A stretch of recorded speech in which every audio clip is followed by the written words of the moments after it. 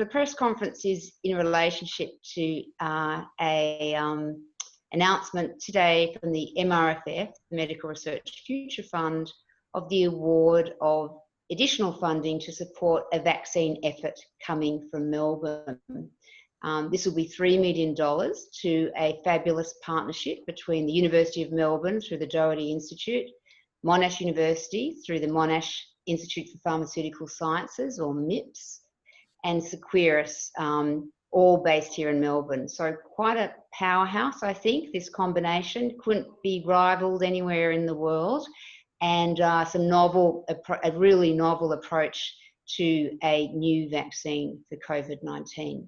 And joining me at the press conference today is Professor Godfrey. Dale is Head of Immunology at the Doherty Institute and a Professor within the Department of Microbiology and Immunology, together with Professor Colin Poutin. He's Professor of Pharmaceutical Biology at the Monash Institutes for Pharmaceutical Science at Monash University. So I'm going to ask Dale and Colin to briefly outline the approaches that are part of this MRFF, and then we'll open it up for questions. So over to you, Dale. Thank you, Sharon.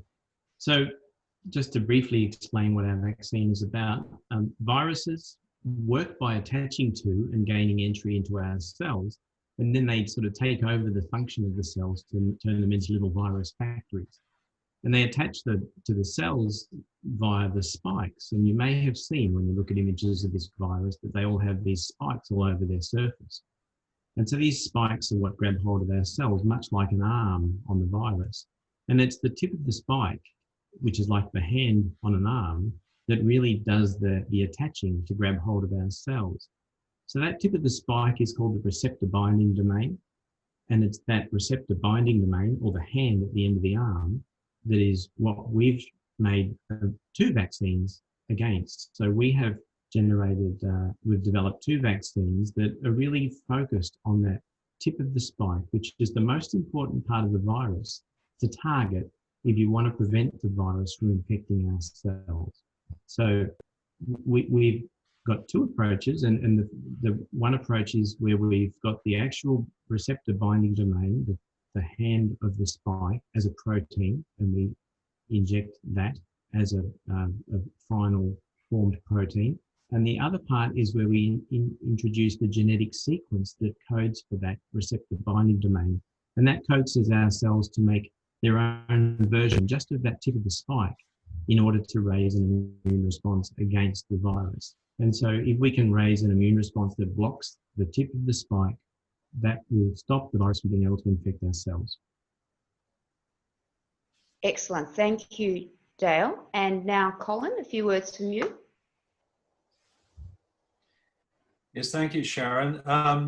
So that tip of the spike that Dale was talking about, we can deliver a molecule called messenger RNA, or mRNA, that encodes the genetic information that allows our cells to make that piece of the spike protein. Now, my group at MIPS have an mRNA delivery program, and mRNA can be used, it's a very important way of going forward with vaccine design, but it can also be used for therapeutics. So for us, it was natural to start working on a COVID-19 mRNA vaccine, but we actually started collaborating quite early on with scientists at the Doherty, mainly because we don't really have the virology and immunology skills to really analyze the quality of immune response.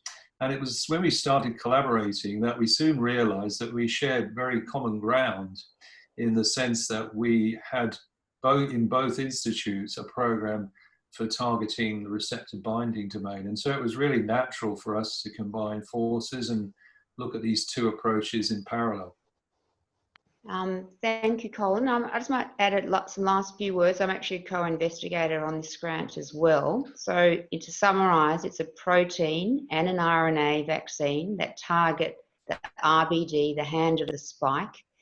And the grant will look at the effects of this in mice and then in hamsters and potentially non-human primates through collaborations in Hong Kong and the US, with the goal of bringing this to phase 1 studies quite rapidly which will be led by Terry Nolan here in Melbourne.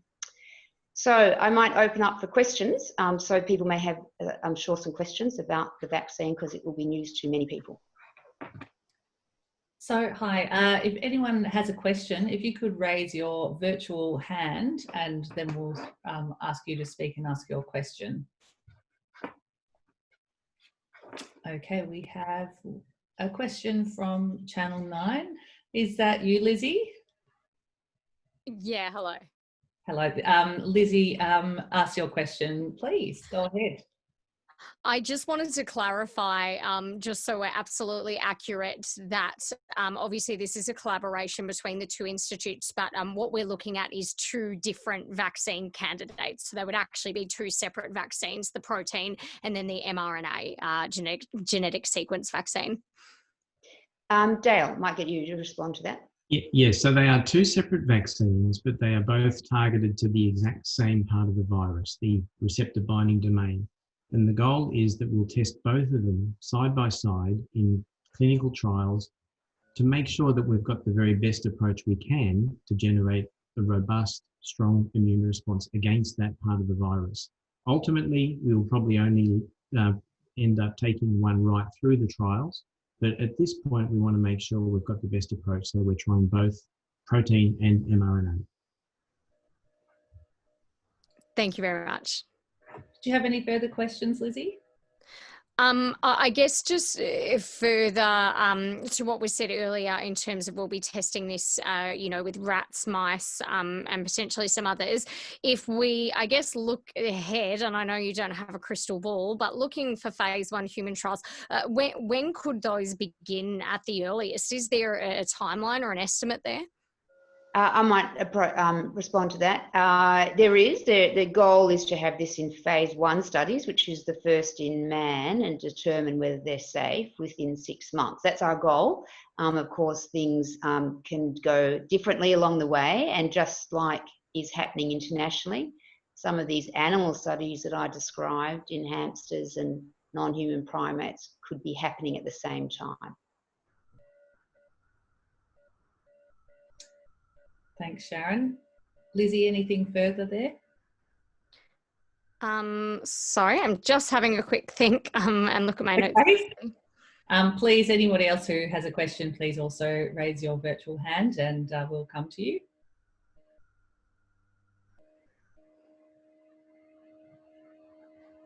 Okay, I've got, we can come back to you, Lizzie. I have another question if you need anything. Fantastic. Jody. Jody from Channel 7, would you please go ahead and ask your question? Sure. Afternoon, guys. I'm just wondering, both of these vaccine candidates, are they to be administered as traditional vaccines? I know the one in Sydney was a spray. Dale, a comment on how they'd be administered? Yeah, so we're planning to administer them in the traditional intramuscular injection. That is the goal at the moment. We are looking at alternate routes as well, more as an experimental approach, but we're planning on intramuscular injection. Thanks, Dale. Jody, did you have any further questions?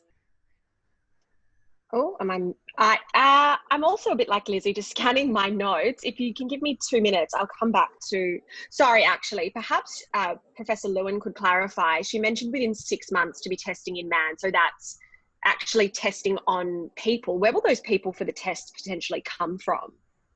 Well, phase 1 studies are done in healthy volunteers. So we would be recruiting people between the ages of 18 and 60, and there'd be healthy volunteers, be led by Terry Nolan, based here at the University of Melbourne Doherty Institute and Murdoch Children's Research Institute. So we'd be hoping we'd recruit patients in Melbourne for those studies.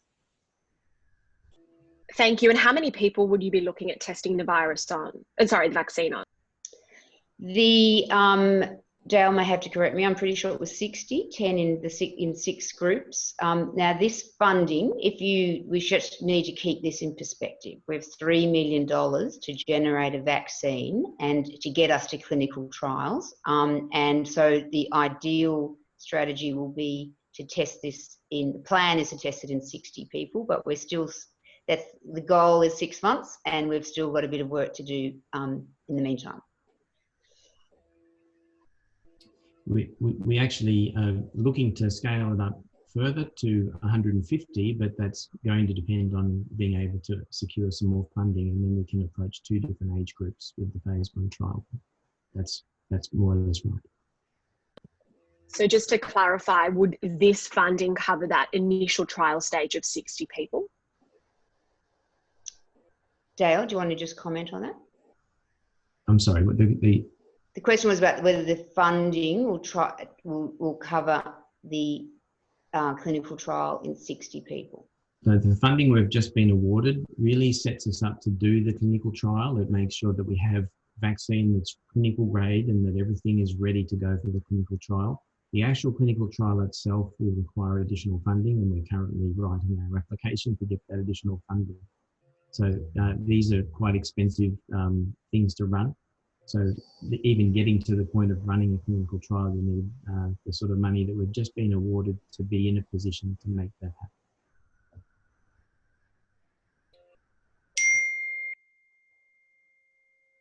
happen. Lizzie, did you have any further questions? I've still got your hand up. Sorry, I'm just trying not to click my screen too much. No, so yeah, the 3 mil will take us up to the clinical trial, but to test it in those 60 people for phase 1, we're going to need more money. Yep. Yeah. Yeah, that's correct. Fantastic. Thank you. Okay. I've just got another question coming in from Aisha Dow from The Age.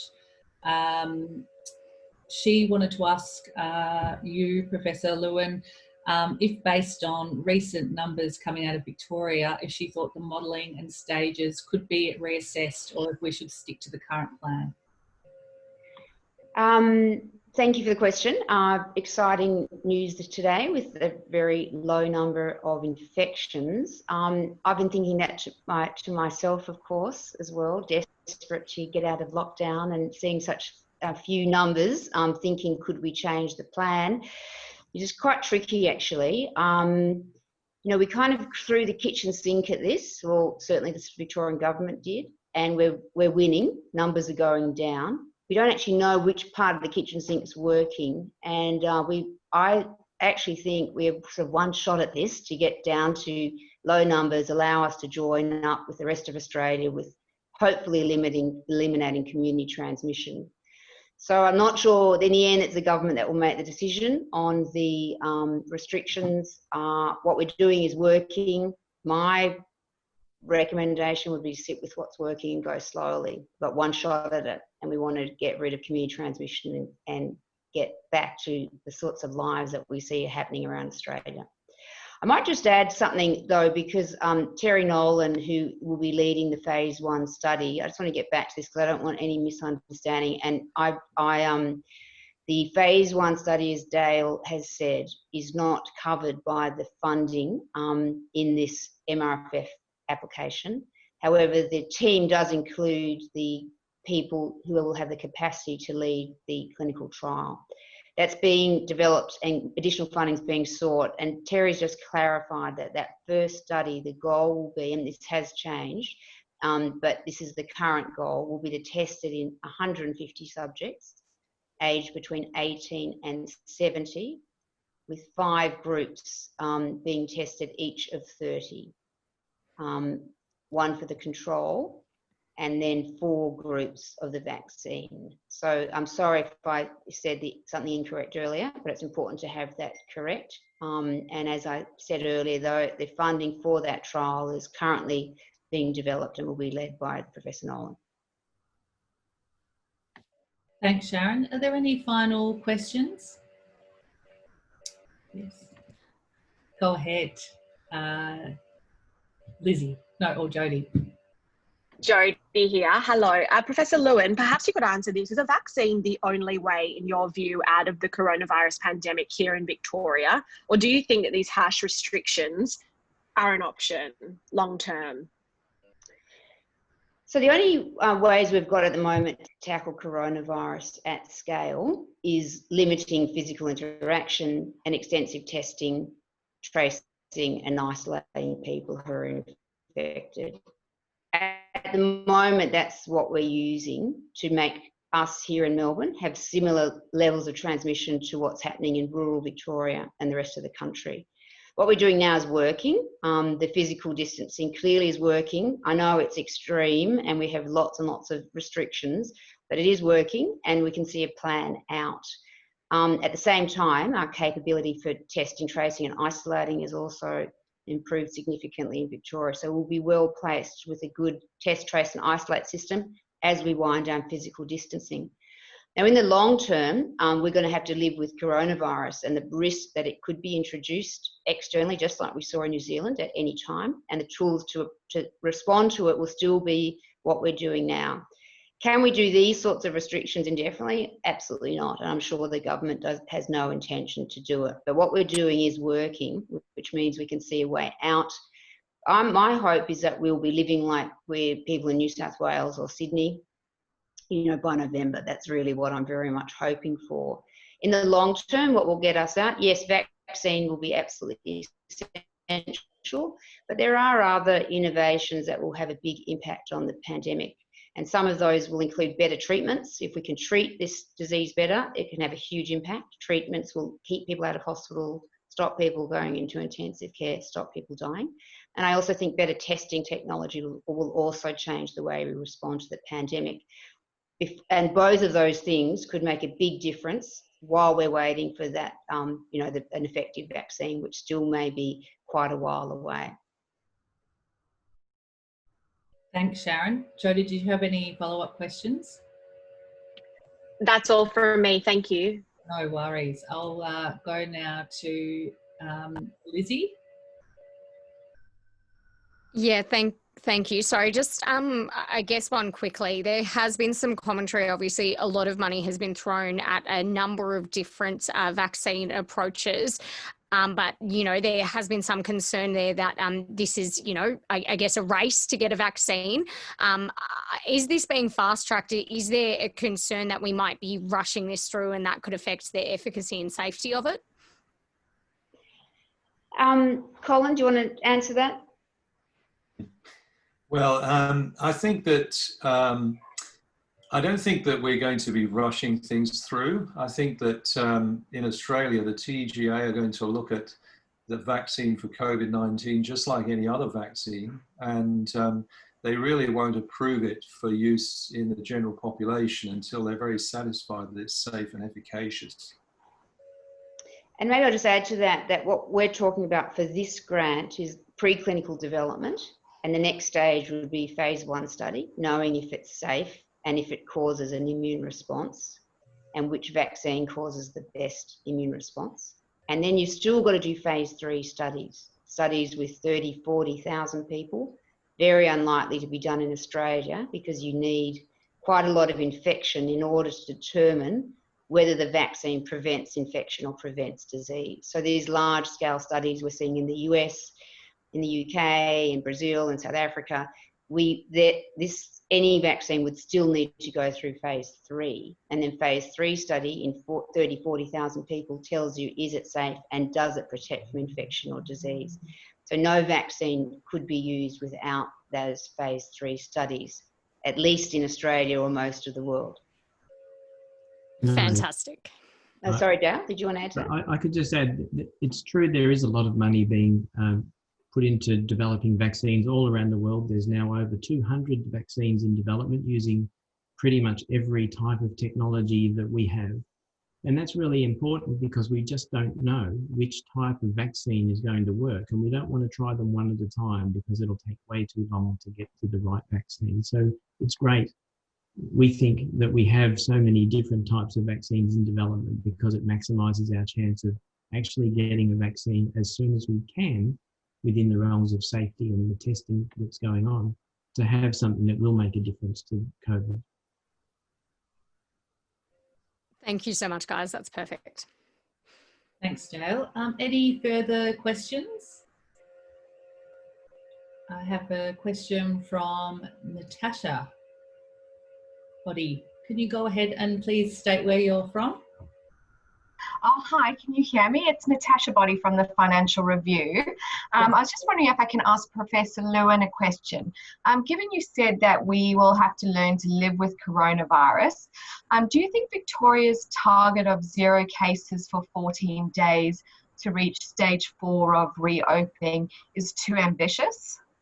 Will we ever get to that stage? It's ambitious, that's for sure. I think in the end it will depend on the real definitions of, I think the overall goal here is to eliminate community transmission, aggressive suppression to eliminate community transmission. And I do think it's a very ambitious goal. I do think though this government, including Brett Sutton, has said they will revisit those targets. So far so good, heading to where they've set the initial targets. And my view is that main goal of all of this is to get us to a level similar to the rest of the country, which will allow us to open up the borders. And I understand from what the government is saying that they'll be, responsive to what we see and sensible about those definitions. But absolutely no cases for 14 days, that's a tough ask. Thank you. No worries. Natasha, you didn't have any further follow-up questions? No, that was it from me. Thank you. No problem. Any further questions from anyone on the webinar? I think that might be it, Sharon, so I'll let you close it. Okay, great. Thanks, Rebecca. Thanks, everyone, for joining us on a sunny Sunday afternoon here in Melbourne. Thank you to Dale and Colin, and we look forward to seeing how things progress, and we'll make sure to provide updates as the science progresses. Thanks very much, everyone.